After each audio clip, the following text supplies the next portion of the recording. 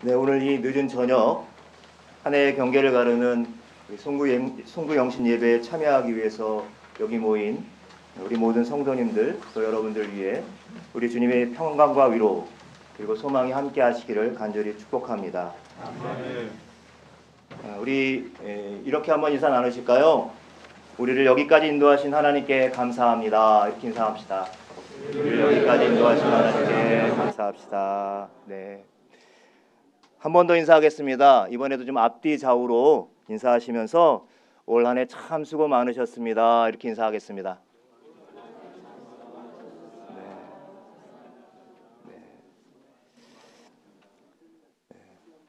작년 이맘때 우리 송구영신 예배를 기억합니다. 우리는 그때 하나님의 선한 능력을 힘입어서 하나님께 그리고 서로에게 그리고 이웃과 세상에게 좀 더 다가가서 귀를 기울이는 공동체가 되자고 함께 기도하고 다짐했었죠. 하지만 어느덧 한 해의 끝자락에 서보니 저부터 여전히 그렇게 귀 기울이기에는 너무나도 어눌하고 그리고 서투른 모습들이 많이 남아있음을 발견하게 됩니다. 행여 저의 모습 가운데 귀를 기울이지 못하고 귀를 막은 것처럼 보여진 부분이 있다면 이 자리를 빌어서 여러분께 용서를 구합니다. 그런 나의 모습들 또 우리의 모습을 보면서 참 개인적으로 낙심도 되고 또 하나님 앞에서 또 공동체 앞에서 부끄러운 마음이 듭니다. 그러나 하나님께서는 우리의 연약함을 너무나도 잘 아시고 또 그런 우리를 불쌍히 여기시는 분이시기에 오늘 우리는 다시금 용기를 내어 이 소망 가운데 새 날을 주실 하나님을 기대하면서 이곳에 나와 있는 줄로 믿습니다.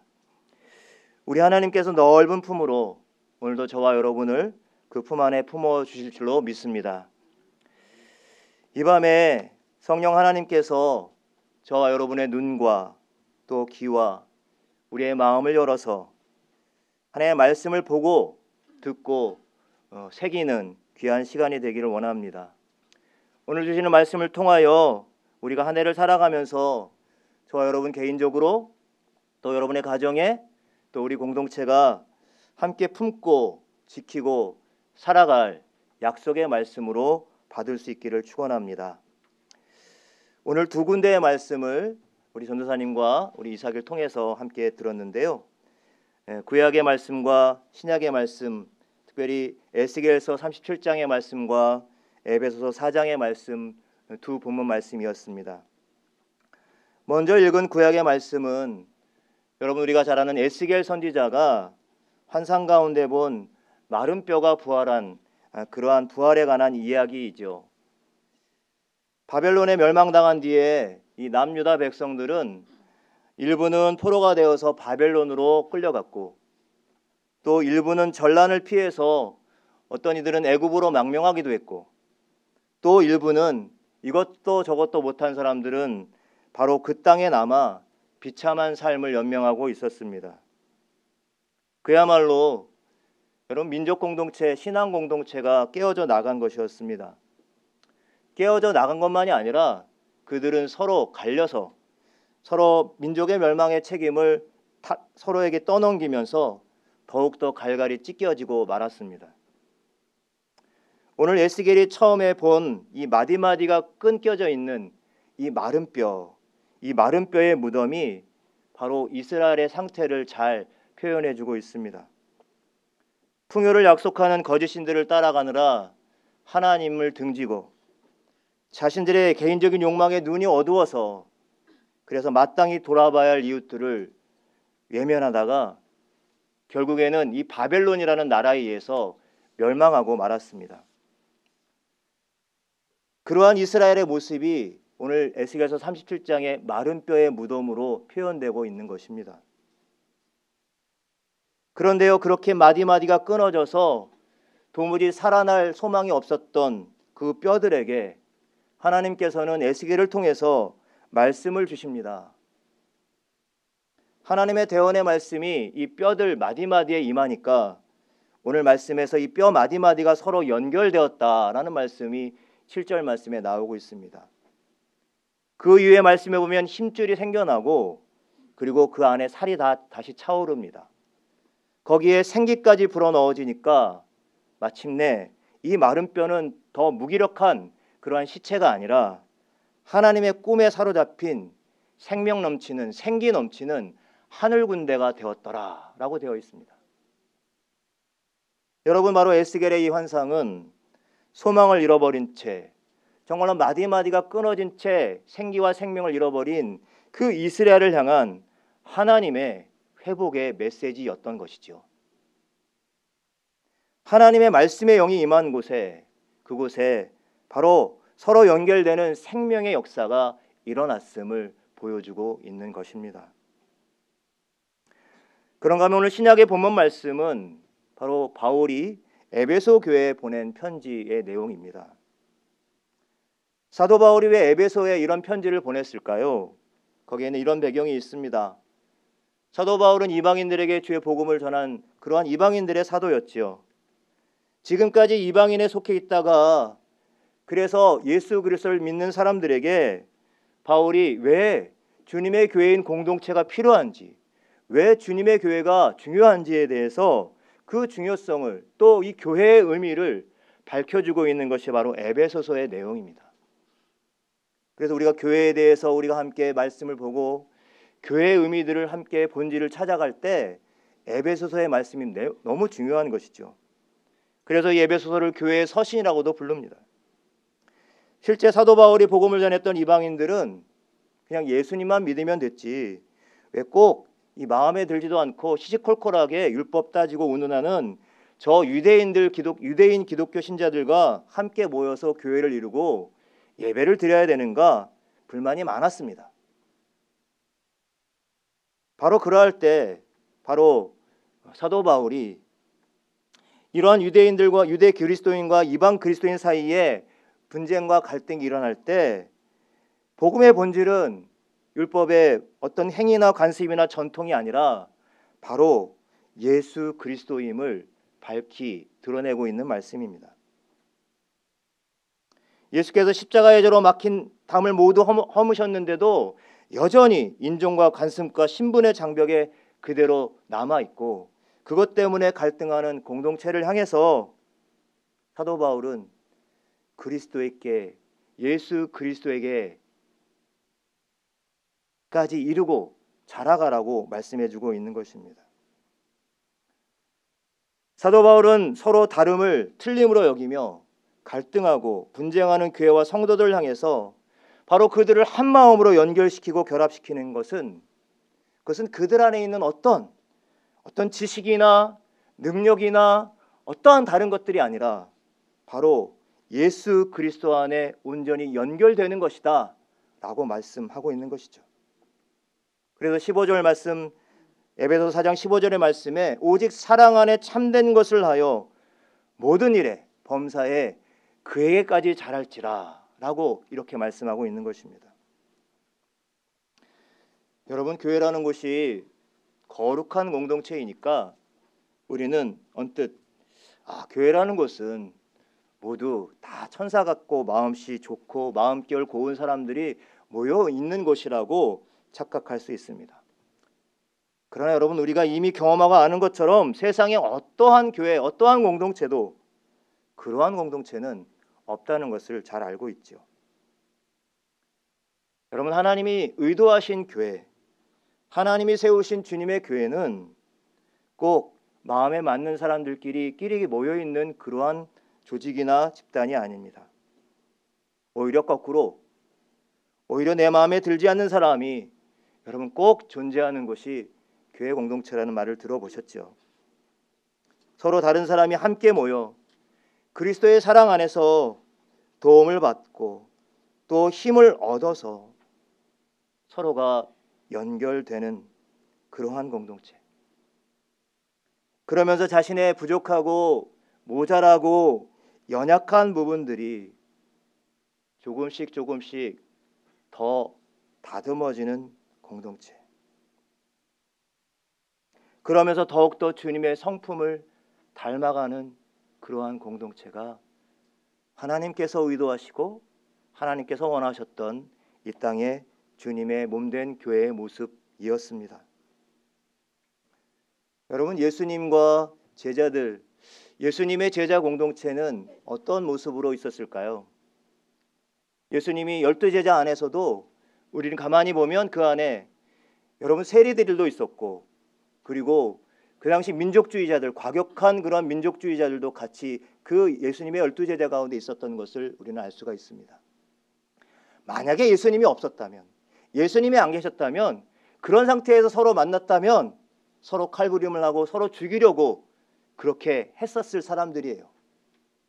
그런데 그러한 세리와 열심당원인 혁명당원들이 함께 있었어요.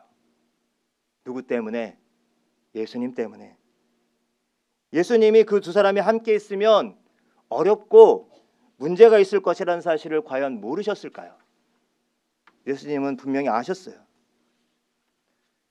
그러나 그럼에도 불구하고 이 세리와 과격한 민족주의자가 하나의 공동체로 서로 연결되어서 한솥밥을 먹으며 하나님 나라의 비전을 함께 나누어 갔습니다. 여러분, 이 둘을 하나로 연결시키는 힘은 과연 어디서부터 온 것입니까? 과연 어디로부터 온 것입니까? 바로 예수 그리스도에게로부터 온 것이죠. 우리가 지금 보고 듣고 말하고 생각하고 행동하는 모든 것을 보면 이것이 그냥 내가 눈으로만, 귀로만, 입으로만, 코로만 그렇게 하나의 기능으로만 그렇게 나타나는 것이 아니죠. 내가 뭔가 말을 하려고 했을 때 이미 내 머리의 뇌 속에서부터 무언가 작용이 일어나고 그것이 내 입술을 통해서 나가게 됩니다. 이것이 연결되어 있지 않다면 내가 아무리 생각을 해도 이 생각한 것이 어떤 말로 표현되지 않을 것입니다. 우리의 신체 기관이 머리로부터 또 여러 각지체로 연결되어서 어떤 행동에 영향을 주고받으며 그러면서 우리가 몸이 자라고 성숙해 나가는 것처럼 주님의 몸인 교회 역시 머리이신 그리스도의 도움을 받아 오늘 말씀에는 힘을 얻어서 서로가 연결되고 결합되어 그 몸이 자라고 그 사랑 안에서 스스로 서가는 줄로 믿습니다. 오늘 저와 여러분이 이 구약과 신약의 말씀, 에스겔서와 그리고 에베소서의 말씀을 통해서 오늘 우리가 주목해 볼 단어가 바로 이것입니다. 바로 연결된다라고 하는 것입니다. 연결되다, 서로 연결되어라는 말씀입니다. 이 말씀을 묵상하면서 오늘 저는 이스라엘과 에베소 교회가 아닌 바로 지금 여기 모여있는 우리들과 또 우리 교회 공동체를 향한 하나님의 기대와 하나님의 소망, 하나님의 바람, 또 우리 공동체를 회복시키고자 하시는 하나님의 음성으로 들을 수 있기를 간절히 바랍니다. 연결하라, 연결하라. 연결이라는 단어는 여러분 홀로 연결되면 하나도 없죠. 홀로 어떤 것과 연결될 수 없지 않습니까? 항상 어떤 A와 B가 있든지 둘이나 셋이나 그 이상이 무언가 함께 이어지는 것을 우리는 연결이라고 합니다. 연결되었을 때 그 안에서 우리는 같은 마음을 느낄 수 있고 또 같이 바라볼 수 있고 또 같은 그러한 그 마음으로 하나가 될 수가 있습니다. 예를 들면 우리가 주님의 마음이 연결된다라고 말했을 때 그것은 바로 주님의 시선으로 주님의 마음으로 세상을 보고 느끼는 것입니다. 2020년 내년은 이제 얼마 남지 않았습니다. 교회 창립 9년 차, 교회가 이제 별내로 이제 이전한 지 6년 차를 맞이하게 됩니다. 지난 주일에도 말씀을 드렸지만 처음에 시작할 때 이 교회가 예배 한 번이라도 제대로 바르게 드리고자 하는 갈망과 열망으로 시작되었습니다. 그랬던 교회가 이제 10년을 바라보는 교회 공동체로 나아가고 있습니다. 하나님의 크신 은혜가 있었고 여기까지 인도하신 하나님의 돌보심이 분명히 있었습니다. 돌아보면 저도 처음부터 함께 하진 않았지만 청월함 시기에 1년 정도를 함께 했습니다.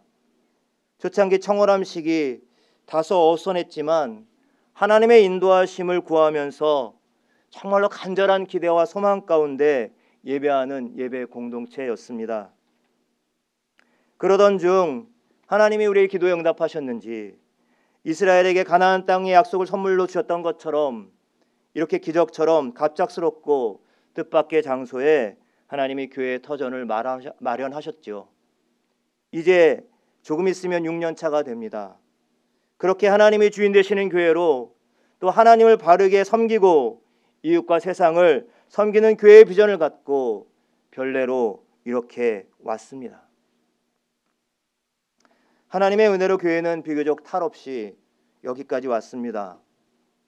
돌아보면 이런저런 조직도 갖추고 섬기는 사역자와 또 일꾼들을 세우고 또 교회 안팎에 의미 있는 그런 섬기는 사역들을 나름 감당해왔고 또 앞으로도 진행되어질 것입니다.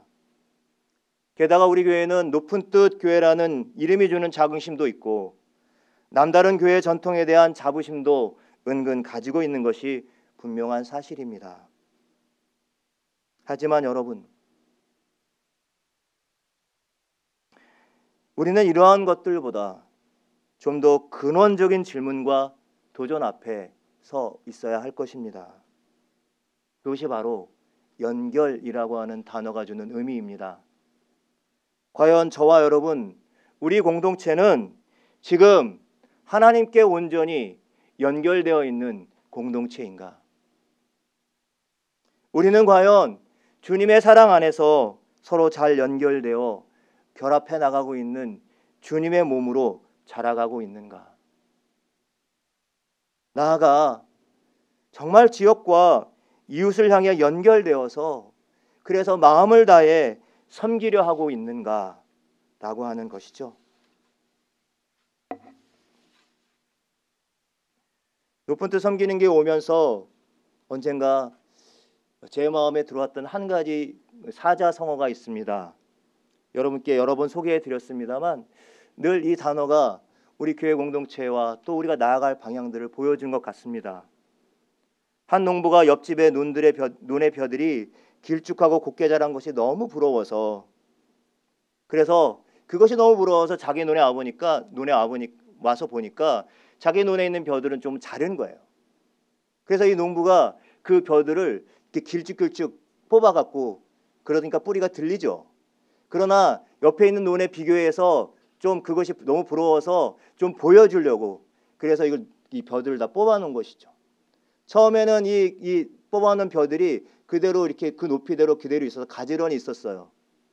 하지만 시간이 지나면서 어떻게 되었을까요? 그 벼들은 잠시 푸르렀다가 조금 있다가 말라 비틀어져 죽게 되었다는 이야기. 이 이야기에서 나온 유명한 그러한 고사성어가 바로 발묘조장이라는 말입니다. 오늘 우리들의 교회와 그리고 우리들의 신앙의 현주소가 어떤 상태인지 점검해 볼 수 있는 귀한 성어입니다. 만약 우리가 또 우리의 교회 공동체가 예수 그리스도께 깊이 뿌리 내리고 있지 않았을 때 바로 공동체의 운명은 마른 뼈와 같이 그렇게 메말라 갈 수밖에 없다는 것이죠. 한동안 자기 안에 있는 양분으로 살아있는 것처럼 보이고 조금은 자라는 것처럼 보일 수 있으나 뿌리가 끊어지고 연결이 되지 않으면 그저 말라 비틀어질 뿐이라는 사실입니다. 여러분, 이제 올 한 해 우리가 마무리하고 2020년도 한 해를 맞이하게 됩니다. 여러분, 우리가 또 우리 공동체가 오직 그리스도 예수 사랑 안에서 깊이 연결됨으로 하나님을 예배하는 기쁨과 감격을 회복할 수 있기를 간절히 축원합니다. 또한 우리 안에 서로의 다름이 있어요. 여러분, 우리는 인정합니다. 우리 안에 있는 서로 다름이 있어요.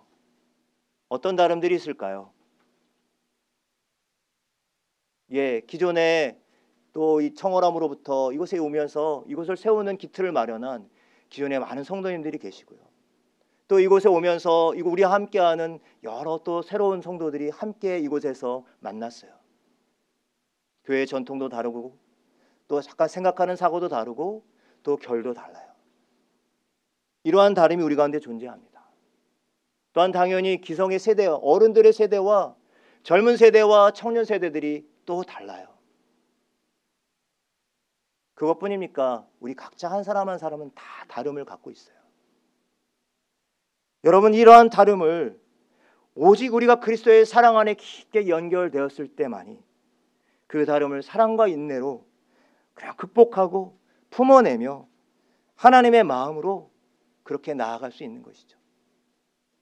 그러할 때 우리 안에 넘치는 그 사랑은, 우리에 넘치는 그 따스한 마음들은 비로소 우리 교회의 담장 밖을 넘어서 세상과 이웃에게 진심을 다해 연결될 줄로 믿습니다. 올 한 해 살아가며 그 주님께 깊이 연결되는 그러한 삶의 자리에 저와 여러분이 있기를 바랍니다. 그래서 그 말씀 붙들고 서로 연결되어 하나님께 연결되어 그리스도께 연결되어 우리의 삶이 그렇게 서로에게 향하여 또 세상과 이웃을 향하여 그렇게 흘러갈 수 있게 해달라고 그렇게 다짐하고 결단하는 저와 여러분들이 되시기를 간절히 축원합니다.